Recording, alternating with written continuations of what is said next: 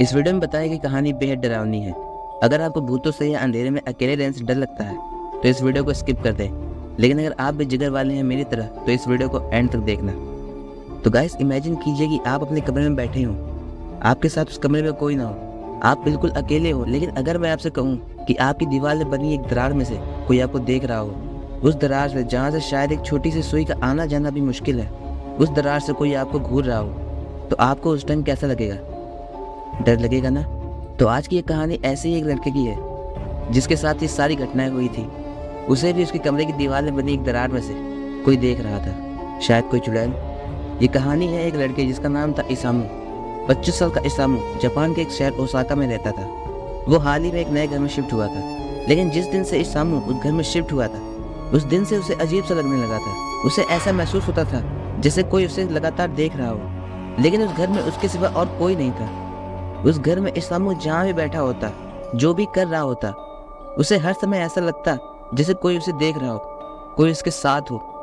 कभी रात में डिनर करते समय उसे ऐसा लगता कि डाइनिंग रूम के पर्दे के पीछे से कोई उसे देख रहा है। तो कभी जब वो बाथरूम में होता तो उसे लगता कि बाथरूम के दरवाजे के नीचे से कोई उसे देख रहा है। कभी कभी जब वो रात में अंधेरे में सो रहा होता और उसकी नींद अचानक से खुलती, तो भी उसे कुछ पलों के लिए ऐसा लगता कि अंधेरे में 2 सफ़ेद आंखें उसे घूर रही हैं। रात के अंधेरे में ऐसा मंजर काफी डरावना होता है। इसामू इन सब से परेशान होकर बस उस चीज को ढूंढना चाहता था जो उसे लगातार हर वक्त घूर रही थी।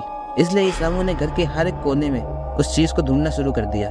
वो कमरों के पर्दों के पीछे देखता तो उसे ऐसा लगता कि वो चीज उसे दीवार की दरार में से देख रही है। जब वो उस दरार को देखता तब उसे लगता कि वो चीज उसके बिस्तर के नीचे से उसे देख रही है। इसामू ने उस चीज को बहुत ढूंढा चाहा पर उसे कहीं भी कुछ भी नहीं मिला। धीरे धीरे इसामू अपना मानसिक संतुलन खोने लगा। वो बाकी सारे काम छोड़कर जो चीज उसे घूर रही थी उसे ढूंढने में लग गया। दिन रात बस वही करने लगा। घर के जिस कोने पर वो चीज उसे नहीं मिलती, उस कोने पर वो टेप लगा के उसे बंद कर देता। धीरे धीरे लगभग उसका सारा घर टेप हुई जगह से भर गया। इसामू इतना पागल हो गया कि उसने अपने घर से बाहर निकलना ही बंद कर दिया। जब कई दिन बाद उसके ऑफिस के दोस्त उसके ऑफिस ना आने की वजह पूछने उसके घर गए तो उन्होंने इसामू को जमीन पर पड़ा हुआ देखा। वो किसी चीज से डरा हुआ था, कांप रहा था और रो रहा था। उसके दोस्तों ने जब उसकी इस हालत की वजह पूछी तो उसने बताया कि वो घर से बाहर नहीं निकलता क्योंकि वो लड़की उसे घर से बाहर जाने नहीं देती। अगर इसामू कहीं भी बाहर जाता तो उस लड़की को अकेला महसूस होता और वो बुरा मान जाती। और अगर एक बार वो लड़की बुरा मान गई तो वो इसामू की जान भी ले सकती है। इसामू के दोस्तों को यह बात सुनकर बहुत अजीब लगा और उन्होंने जब उससे पूछा कि कौन सी लड़की और वो कहाँ पर है, तब इसामू ने अपने कमरे की ड्रेसिंग टेबल की तरफ उंगली उठाई।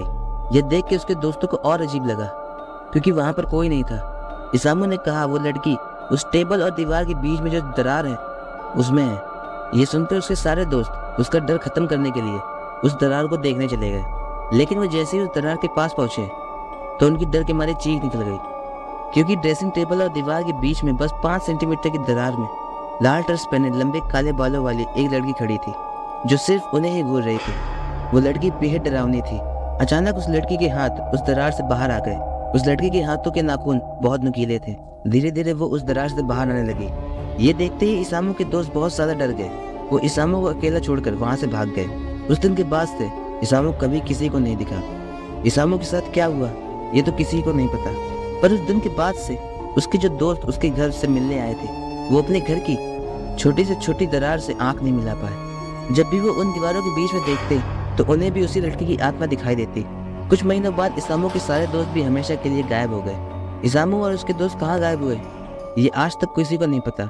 जान पहचान वालों को ये लगता है कि ये काम उस लड़की की आत्मा का है। उस लड़की की आत्मा जिसे सब सुकीमा ओना बुलाते हैं। इससे बचने का कोई तरीका अभी तक किसी को नहीं पता क्योंकि अगर उससे बचने के लिए कोई किसी का सहारा लेता तो ये उस इंसान के घर चली जाती और उसे भी मार डालती।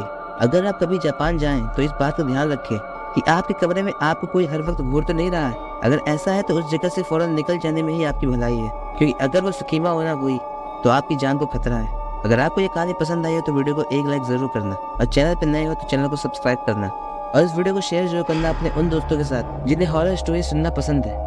मैं आपसे मिलता हूँ फिर किसी और दिल दहला देने वाली कहानी के साथ। तब तक के लिए कीप वॉचिंग फैक्टोरियस।